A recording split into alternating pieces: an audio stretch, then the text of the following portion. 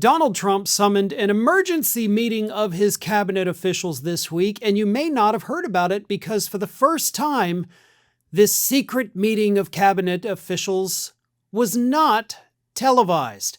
In fact, it was so secret, it wasn't even held at the White House. No, Donald Trump decided that for this meeting, they were going to go to Camp David, where cameras cannot film them, where outsiders cannot leak what's happening. And according to one White House official, on the agenda was, quote, recent successes of the administration, including economy and small business wins, task force to eliminate fraud highlights, and foreign policy updates. I imagine the part about Donald Trump's successes on the economy was very short. In fact, that section probably could have just been, there are none, let's move on. But it's the foreign policy updates thing that should terrify everyone. As we know, cabinet officials have, of course, kind of leaked that Cuba is on the menu. Not just hypothetically, they're going to do it. And of course, everything with Iran has completely fallen apart to the point where even Republicans are now mocking this so-called deal that Donald Trump is trying to work on, saying that, of course, it's literally what Obama had in place that you pulled us out of. We don't understand what you're doing. This isn't what we want. So everything with Iran is falling apart. Donald Trump, of course, violated the ceasefire on Monday. So I'm assuming he probably had to give some updates on that. But the fact that he wanted to do this away from the White House, away from the cameras, away from all the press, this is a guy who will do anything to have himself on camera. Video or photographs. He wants to be seen. So when he suddenly doesn't want to be seen, that is a huge red flag. That is a sign that even he knows, in spite of his blustery posts on Truth Social, he knows that everything with this administration is falling apart. His presidency is crumbling, and we're not even a year and a half into this garbage yet.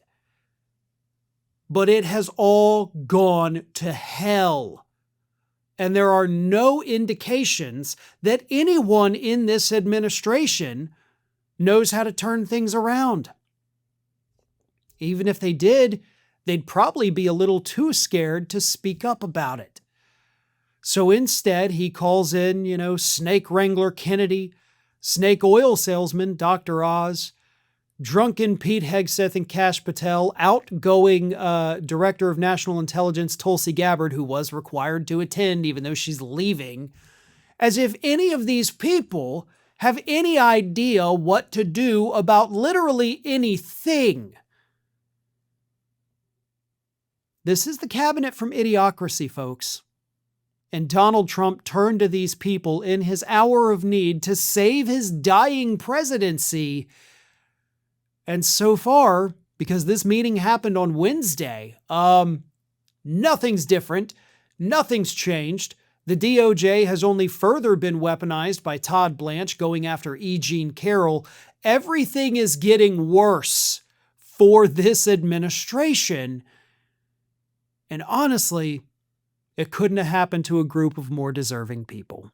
How many times have you gone to log into a website or an app only to get that dreaded message that you have to change your password because it appeared in a data leak? To make matters worse, your data may have been leaked from a company that you don't even have an account with. It's because the websites you do subscribe to sold your data to less than secure entities.